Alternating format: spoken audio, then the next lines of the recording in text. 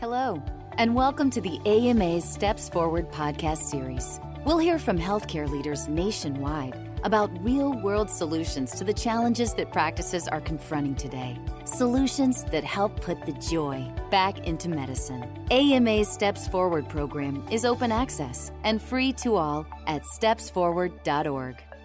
Hello, everyone, and welcome. This is Dr. Jill Jin, Senior Physician Advisor with the AMA Steps Forward team, and I am your host for today. Today on the podcast, we are joined by guest Margaret Bavis, a nurse practitioner who has her doctor in nursing practice and currently practices at CommunityHealth in Chicago. She is also an assistant professor at Rush University College of Nursing. Our topic today is how CommunityHealth assesses and optimizes patients' social determinants of health and how this has helped their patient population. Margaret, thank you so much for joining me today. Oh, thank you so much for having me. Happy to be here. Why don't we start with you telling the listeners a little bit more about yourself and your background? Sure. As you mentioned in the introduction, I'm a nurse practitioner and assistant professor at Rush University College of Nursing. I have a clinical practice at CommunityHealth, which is part of an academic practice partnership between CommunityHealth and Rush University's College of Nursing. And I primarily train nurse practitioner students at CommunityHealth. In addition to my clinical training program, I also teach in Rush's Doctor of Nursing Practice Family Nurse Practitioner program. I direct our clinical simulation program, which is heavily informed by my clinical work at CommunityHealth. I've been an NP for over 20 years. I've worked in a variety of settings. My professional interests are around NP student training and working with under-resourced communities and in clinical reasoning. This year, I was selected for a fellowship with the Society for Diagnosis in Medicine, and I'm working on how to better assess diagnostic reasoning in NP students. I am also a wife, mother of 3, and in my free time, I have been studying Spanish. So, wow. I was just going to say what free time, but exactly. Yeah. I feel that way. Yeah. Can you tell us a little bit more about CommunityHealth specifically? So what it is, who it serves, and what the mission is. Absolutely. So CommunityHealth really is a phenomenal place, and probably many of your listeners may have had some, and if they're in the Chicagoland area, may have crossed through the doors of CommunityHealth as a volunteer or a trainee at some point. It was established in 1993 by physician Dr. Serafino Garella. He was a nephrologist, and prior to starting CommunityHealth, he was wondering why so many patients were reaching him in end-stage renal disease and why they had lacked care for the prevention and management of their preceding chronic diseases. So in identifying this problem, he identified a gap in our system that patients without access to health care, either via private or public insurance, had no access to these preventative and chronic disease management. So he brought together some colleagues and they opened the first CommunityHealth site. It started as a small storefront clinic, but it has grown over these past close to 30 years to a fully functioning comprehensive health center with a central location that houses 15 exam rooms, a dental suite, a full pharmacy that provides a 90-day supply of medications to the patients, full laboratory services, health education, counseling, again, all free of charge. In addition to this main site, they also, in the last 2 years, which is amazing because, yes, during the pandemic, opened 2 innovative microsites that partner with community-based agencies to provide both in-person and augmented telehealth services to patients. CommunityHealth has a unique model that brings together volunteers, donors, community partners to serve thousands of Chicago's uninsured adults. It has a small core staff of 45 and then over 1,000 volunteers, which includes physicians, specialists, residents, pharmacists, nurses, nurse practitioners, med students, pharmacy students, nursing students, interpreters, and lab techs, basically everyone. It provides high quality healthcare, serves as a patient-centered medical home to more than 4,000 patients annually, and provides services 6 days per week. Wow. What a great story. I mean, it sounds too great to be true, almost what you're describing. And of course, the natural question is, which you alluded to, is, how is this all funded? I know you said it's largely volunteer based in terms of the staff and the providers. And what about the operating costs? Sure. So, again, since it does rely so much on the huge base of volunteer, primarily providers, that core staff of 45 and the facilities are funded through grants and donations. So they really have figured out how to maximize finances and really trim to the core essentials that are needed for running the clinic. And then these extensive partnerships that health has with the major medical centers here in the Chicagoland area really facilitates a lot of the additional care, be it referral for specialty services or diagnostic tests. And they've established a pretty extensive network of partnering agencies to provide those free of charge. Wow, that's phenomenal. And then, so of course, with that patient population, there are lots of these social determinants of health issues, and that's our topic for today. So I do know that Community Health did identify that area as an important area of exploration in their recent strategic plan. Can you tell us more about what that means on a practical level? Absolutely. So, community health really has a clear mission to serve people without essential health care. So, the services, again, as I mentioned in the introduction to community health, currently targets that gap in our system for those who cannot afford or don't have access to private or public insurance.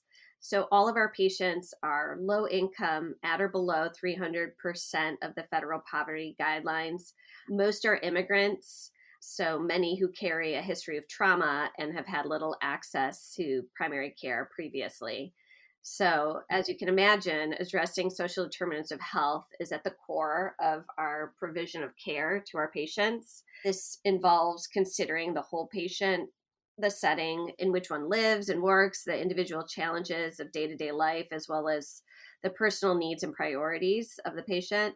On a practical level, that means understanding, for example, a patient's work schedule and how it might impact their ability to take their medications consistently, for example, a multi dose insulin regimen, understanding living conditions and how that may impact illness, for example, home isolation during COVID in multi generational homes with only one bathroom, and understanding access to food and physical activity when considering counseling on lifestyle.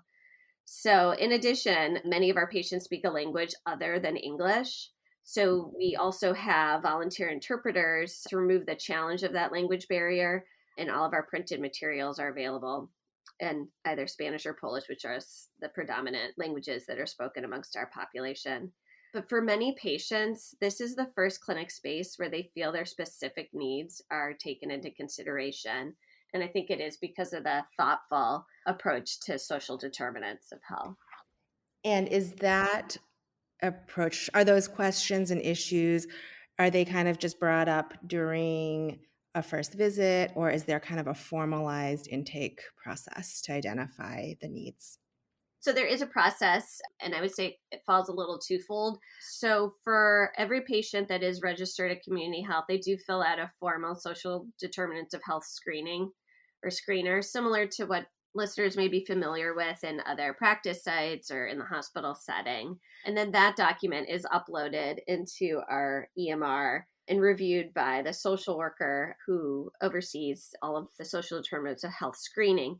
But it's also available for reference by providers and also integrated. Then we can integrate that into our encounters or visits with our patients to identify if this is somebody who doesn't have access consistently to foods. We might connect them to a food bank, or if there are some other issues in terms of housing, safety, we could connect them with the social worker to try and remediate that. But once a patient screens positively, it's either addressed by the social worker and or the provider. One way we do that is through a program called NowPow. Again, another pretty innovative project started by a physician Stacy Lindau, who identified a need.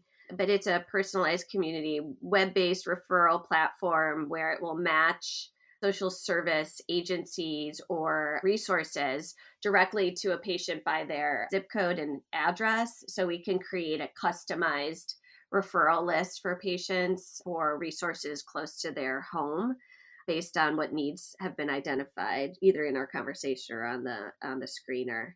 Another way is through this creation of the microsites. The 2 microsites that I mentioned were actually established within community organizations in different zip codes that we recognized as being some of the largest pulls for our patient population. And so Community Health partnered with social service community organizations within those communities and zip codes to establish this microsite so that they could connect patients to healthcare, but also keep them within a site that provided other resources. So, for example, ELL classes, immigration resources, different programming like that exists at the sponsoring agencies that our microsites are now housed in. Gotcha. And does this level of outreach and planning happen kind of pre-visit, or is it during a visit, or kind of just ongoing? Sure. In terms of the formalized screener, that can be addressed separately outside of the visit. So if somebody screens positive on one of the components of the screener, the social worker can produce resources and reach out to the patient and connect them with resources either via NowPow or through one of our sponsoring agencies.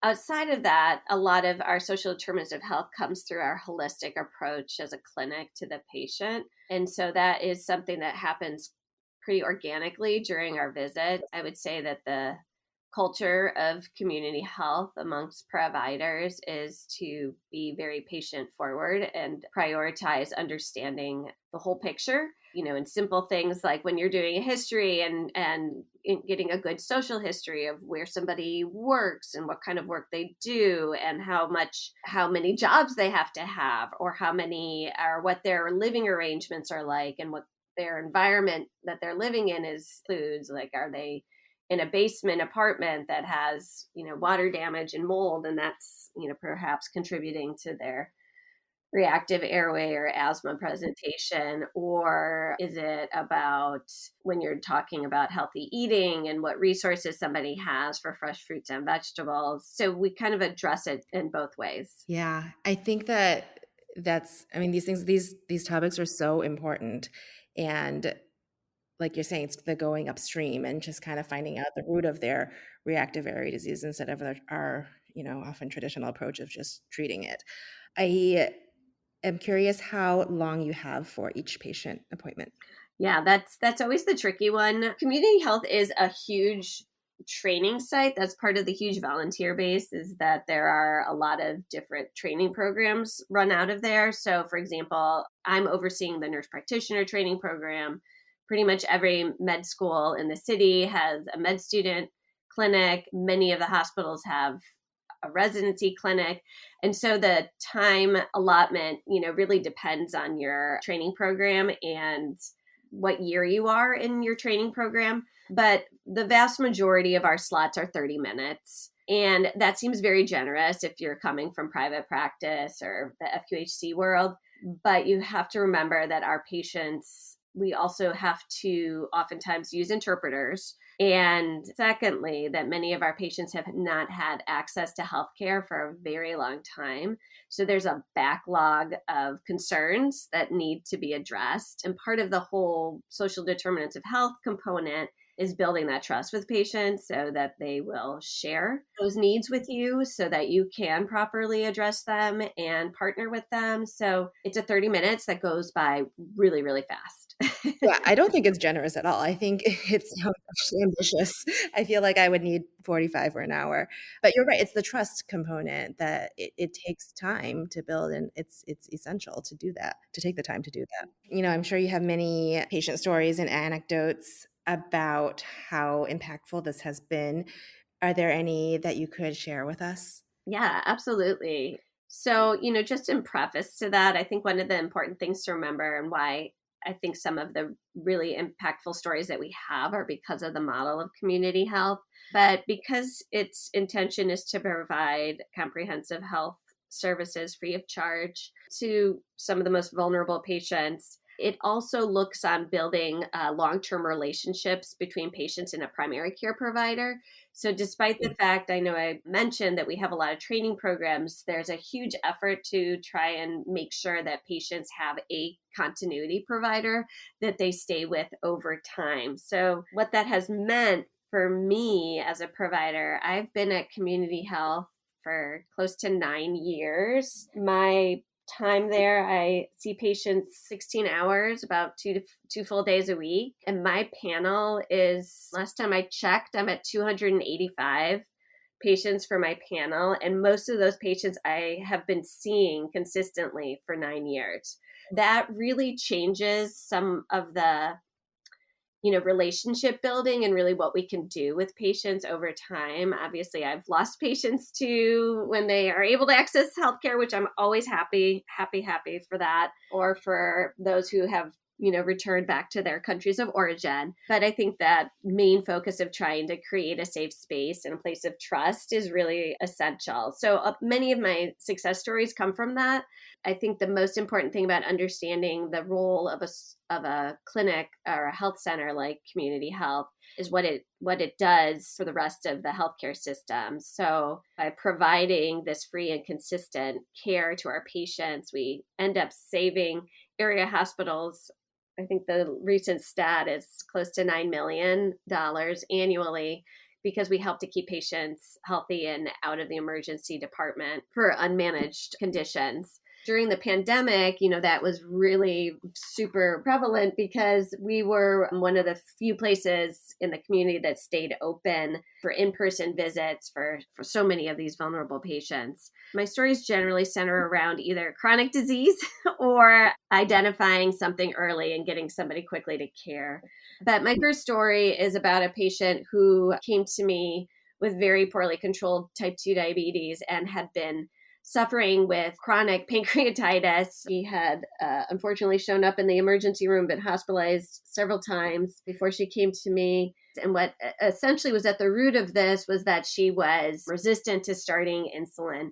She didn't trust healthcare providers. She felt people weren't listening to her. She had a pretty suspicious approach to most people that she met, but it was one of my greatest success stories that I was able to partner with her and get her started on insulin. And it has really dramatically changed her life and kept her out of the hospital for now 2 years. So I feel pretty good about that. Yeah. How many visits with her did you have before she agreed to start on insulin? Sure. I have a philosophy that I'm never looking at things as just one-time visits. And I think that's my joy of being a primary care provider, that I always am strategically planning and planting seeds. It took me actually not too long, it's 2 to 3 visits, because I think part of what was missing is that it was very clear from a health provider standpoint to see that she was hyperglycemic, she was losing weight, she had all of the polys of, polyuria, polydipsia, polyphagia, she was losing weight. It was very clear that her problems were coming from her uncontrolled diabetes. But for her, all she could experience was this sort of, this chronic epigastric pain. And that's really all she wanted to talk about. So my approach was to, validate what was going on with her epigastric pain, and then sort of come up beside her and say, let's work on that and this at the same time. The big success was just having somebody say, yeah, I validate you. That it sounds, you have been very uncomfortable and in a lot of pain and suffering. With that, I was able to get her just to try, first, like, let's just try a baby dose and see if that works while we're also working on managing your abdominal pain. So that was a very feel-good moment for me. And when her weight started to come back up, it's like one of my great joys every time I weigh her, and she's no longer under 100 pounds. And then the other story is really about screenings and prevention. I had another patient come to me within the last year who had actually been turned away from an unfortunately from an ED in the area. Again, another person presenting with abdominal pain. When I examined her, she had splenomegaly. It was a pretty dramatic finding to find in primary care. And I was able to urgently get her connected. I got her an urgent CT through our partners, and we got her urgently connected to another partnering hospital for care. And so they were able to diagnose her lymphoma and get her started on treatment. And currently she's doing much better, but obviously we'll see how it goes. But I felt that was a good example too of some of the things, some of the sadly typical things that we deal with at Community Health. And by no means do I think that I have any of the special sauce in any of this. Really, all the providers, if you speak to any provider at Community Health, they all have stories similar to the ones I just expressed. And I think it's just a reflection on the kind of person who practices there and the kind of environment that we're in, where we're really very, very patient focused. Wow, thank you for sharing those. And I think your point about the trust and the importance of the longitudinal follow-up is just so key. And, my question about the number of visits, that was a leading question because, yeah, it doesn't happen on the first or second, or maybe not even the 10th visit, but it's just about slowly building that relationship. And then, the goal is that ultimately pays off. Yeah, I absolutely saw that too during the pandemic. I think everybody knows how hard the pandemic has been. And definitely when we started shifting gears and finally had the vaccine, we all were taxed with an uphill battle against a lot of misinformation. And I really cashed in a lot of my trust with my patients. I'm not normally, pretty forceful about, things, but having spent 9 years with people, I felt this was our chance to say, this is really something that's going to save your life, despite what you're hearing, from the TV or from people in your community. And that, I think, was a huge asset, that I did have those longstanding relationships, and I had been there, through their previous trials and tribulations with their health and well-being, that it served us in that context. We can never undervalue the role of a primary care provider in somebody's life. Yes, totally. I'm curious, do you ever have patients who, like you said, if they acquire health insurance through employment or not, do they stay with you? Is that allowed? Or Yeah. So unfortunately, currently my only practice is at Community Health because the remainder of my time is spent teaching. So it's actually a sadness for me. I too. So they do often ask and try to see if they can see me somewhere else. But unfortunately, our charter is so specific at Community Health that we can no longer see somebody once they have insurance. Otherwise, the whole funding, the delicate funding balance would not be sustainable. It's always a great compliment. I really appreciate it. And I really enjoy getting letters back from their, providers that they go on to. And that's been a few of our great success stories too, is when I get thank you letters back I had a patient several years ago who her husband had lost his job. So they had lost their insurance. She was type 2 diabetic, had already had an amputation. And she came to me and, was really struggling getting to her goal, A1C. And we were able to work on it together and get her to goal. When her husband got insurance again and she left us, she told her provider, who had been her provider pre coming to Community Health, about her time with me. And the provider sent me just the most lovely letter thanking me. I just felt that too, is what it's all about. We're all part of the same, journey with our patients. And I just felt so happy that I could be a part of that patient's journey. And I think it's nice to remember that, I think can be so disconnected so many times between, hospital to clinic to specialty to whatever. And, I really feel like that human connection, even for us as providers, to remember that we're all on the same team, even if we're at different points in this patient's journey. It was just really nice. I really appreciated it. Yeah, I love that.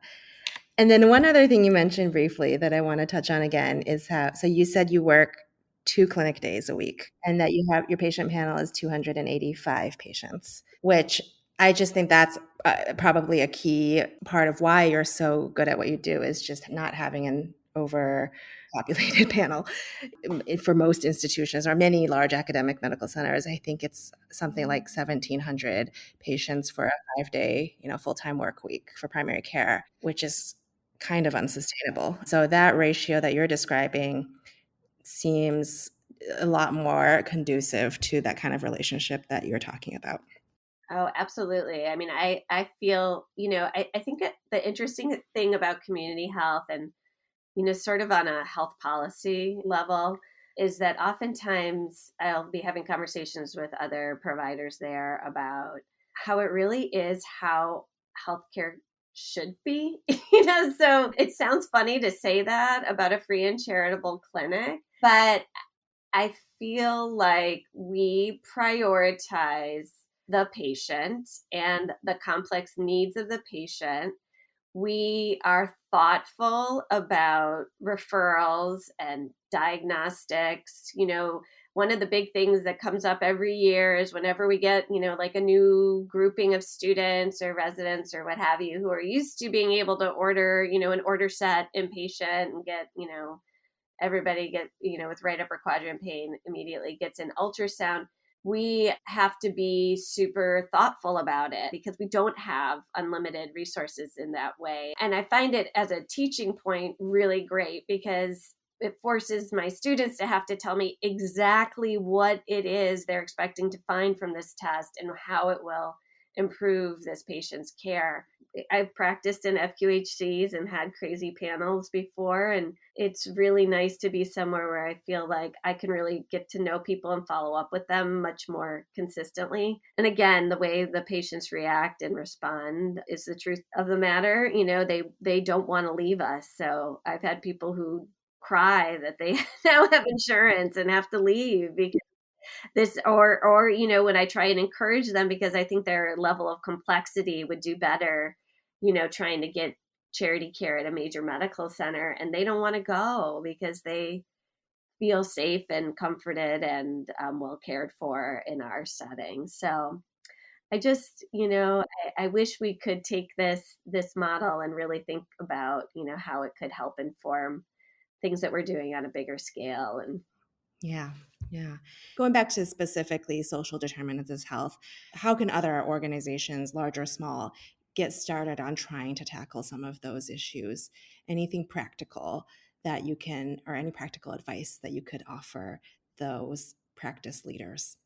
I mean, I always think the moral of the community health story is Dr. Garella, because here is this individual feel very overwhelming and isolating to be out there taking care of patients and not being able to, sort of stem the tide of, all these very, very ill patients.